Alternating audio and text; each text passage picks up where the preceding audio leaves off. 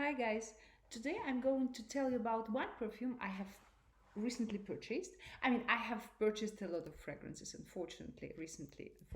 Yeah, but this one is very special and I want to start with this one. So it was launched in 2023 by the brand called Rituals. It's the brand from the Netherlands, and the fragrance is called Auspicious Dragon. It belongs to the collection The Legend of the Dragon, and as usual, Rituals produce different cosmetic and perfumery stuff. So it's foaming shower gels, it's body creams, body scrubs, and I can tell you, I have not planned it. I just saw a beautiful packaging and felt this smell, this fragrance, and I couldn't resist. So, back to the point. I'm gonna start with this fragrance. Have a look. That's the full size thing, and of course, it has a beautiful dragon on it. So, I can tell you honestly, that's my first ritual bottle in this size. Normally, I have little travel fragrances because they're very comfortable as I travel a lot and la la la. But when I saw this one, I understood that I cannot live without this bottle due to the dragon. So, us and dragons. I think that a lot of people are attracted to dragons because these mythical and mysterious creatures, they exude some enigma, wisdom, something we don't know. And of course, popular culture exploits this image a lot. We have it in literature, we have it in cinema, we have it in songs, we have it everywhere. And just before I start talking about this fragrance, I would like to delve a little bit into the mythology because I think it might be the way I want to talk about this fragrance. First of all, I want to tell you that all dragons are different. You know it, right? And I would say that European dragon culture is rather different from the ancient one or exactly the Chinese one. And if in Europe we imagine dragons like, these huge creatures who have long serpent like or lizard like body with wings, and also like they are fire breathing and they have scales and sharp claws, and they're malevolent normally, yeah, right? They're normally aggressive, they're evil, they're malevolent and destructive forces. That's West European and European mythology, dragon mythology. If we turn to, for example, East European mythology, sometimes we have even almost sweet dragons, and they differ. They can have more heads, like 3, 6, 12, like a Russian dragon, which is called Zmei Garinich. Zmei is a serpent, and it is portrayed normally as an evil force, but sometimes it changes and can even help good guys to defeat bad guys in fairy tales. Sometimes it happens. He turns with one of his head or sides to the side of good. But normally, as I want to stress it out, it's destruction, evil, and malevolent force, right? So if we talk about Chinese dragons, they are completely different. And the culture of dragons in China is very high. There are a lot of festivals and like music festivals, dance festivals, this boat festival, you can inform yourselves in the internet. And the symbolism is very different, as dragons mean good fortune, they mean prosperity, they mean a lot of, they're benevolent forces, unlike West European dragons. And what is interesting that they are perceived also, of course, differently. Yeah, they are perceived as, for example, divine forces of good. They also are the sign of imperial power, and that's why we see a lot of dragon-like figures in architecture and clothing. And emperors, they wanted to stress this connection with the dragons to enhance their divinity origin and the right to rule.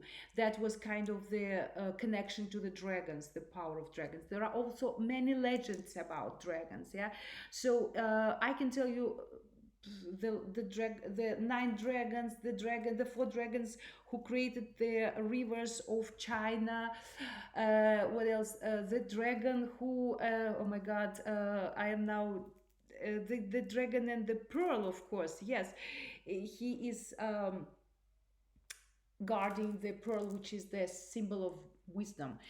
And I can tell you, I can talk a lot about dragons because they really attract a lot of people. And I advise you to have a look at YouTube videos because there are many interesting ones talking for hours about the mythology and the myth of creation and the connection to dinosaurs. And of course, for those who play the Dungeon and Dragons, I couldn't have not mentioned here. They will understand me. And of course, The Witcher. I can tell you, every time you kill a wyvern, I kill a wyvern here, I feel bad because I like them, because they are also kind of based on the figure of a dragon. So, but coming back to the fragrance, guys, I could really talk for ages about dragons and their importance, but let's talk about this specific perfume. What I think inspired rituals, I think so, is one of the legends, and definitely the qualities the dragon, the auspicious dragon, carries or conveys with his image. Yeah. By the way, I have contacted rituals and asked about the nose behind the fragrance, and a very nice person called Mark answered that there is no specific person behind it. So they are a whole team creating the fragrance. That's why I cannot show you the creator, the nose behind the fragrance. It's just rituals themselves, and that's very important for me, because I always talk about those who are behind the fragrances. So the fragrance and its notes. I first would like to interpret them as I see them, using some symbolical meanings. But of course, it's very personal. For you, it might be different. It's my interpretation. I do not impose it on you, but that's how I see this fragrance. This fragrance, I see it, yeah?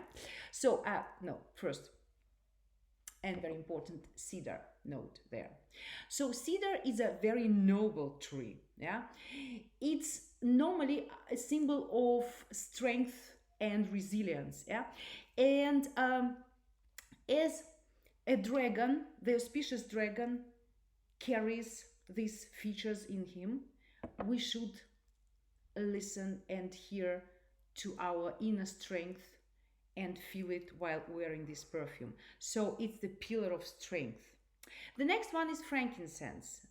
It's the elixir of wisdom, because the aromatic notes, they evoke the feelings of wisdom and enlightenment. Enlightenment, I mean like studying. It's very important, So, meaning that when you wear this fragrance, it will inspire you to embrace your inner wisdom and desire to study, to educate, to learn more, which is very important.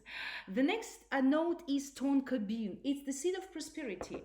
So you know that the dragons, they brought rain and the crops started to grow, and it brings prosperity and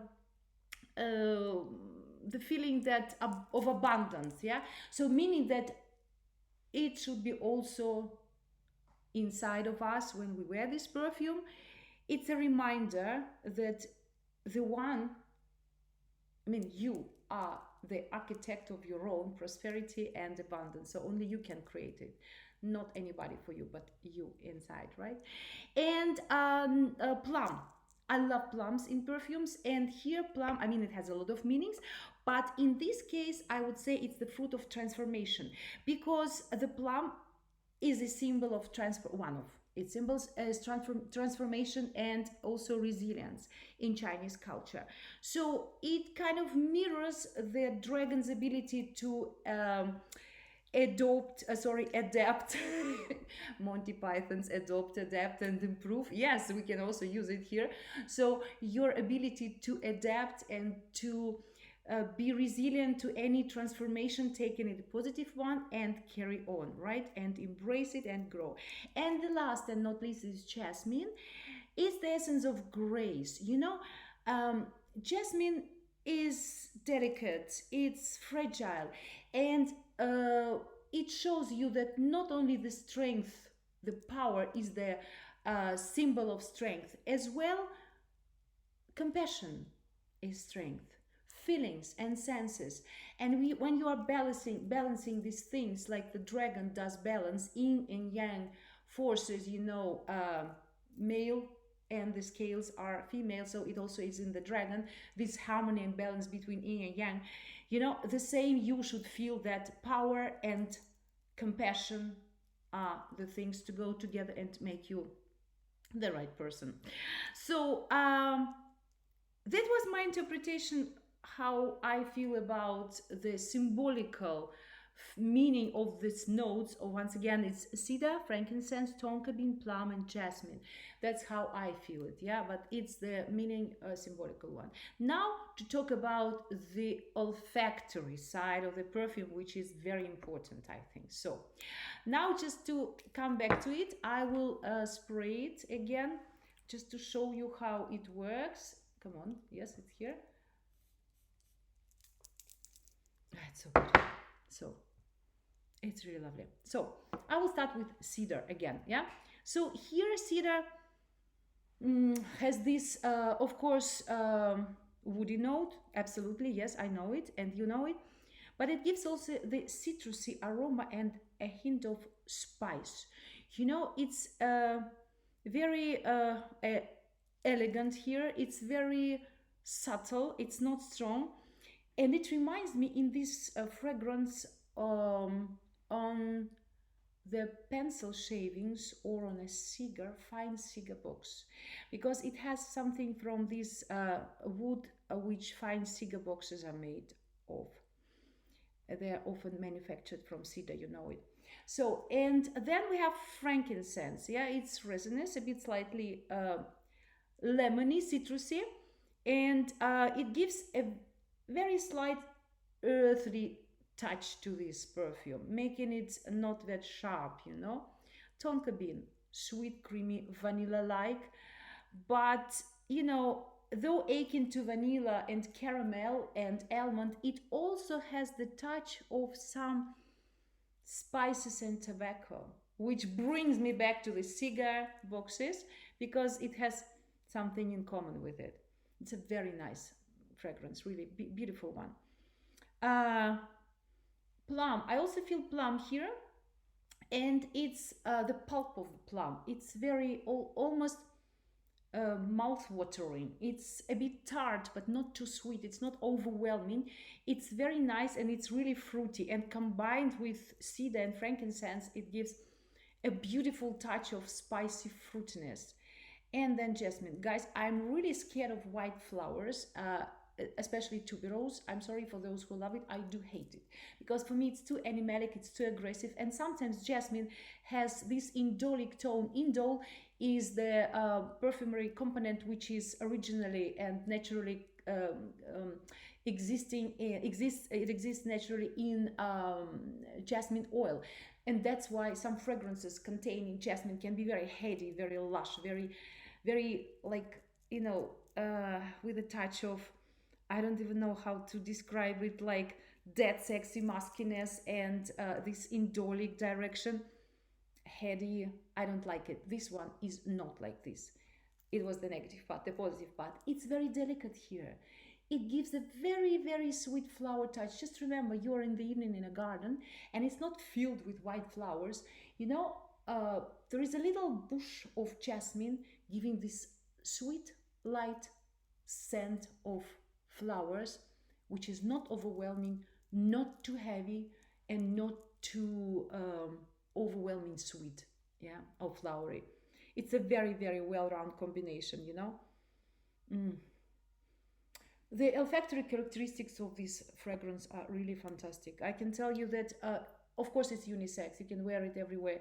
And as Rituals always emphasize that they are the brand for soulful living, I can tell you that this fragrance calms me down.